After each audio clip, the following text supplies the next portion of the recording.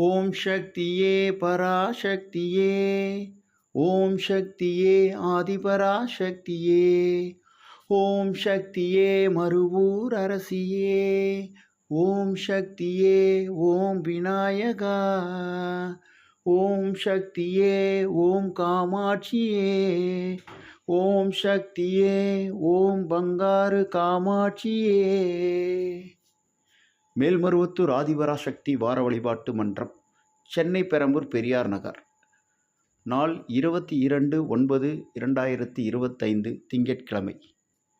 எங்கள் மன்றத்தில் நவராத்திரி விழாவின் முதல் நாளான இன்று அம்மாவின் கருவறை படத்திற்கு மதுரை மீனாட்சி அம்மன் அலங்காரம் செய்யப்பட்டது.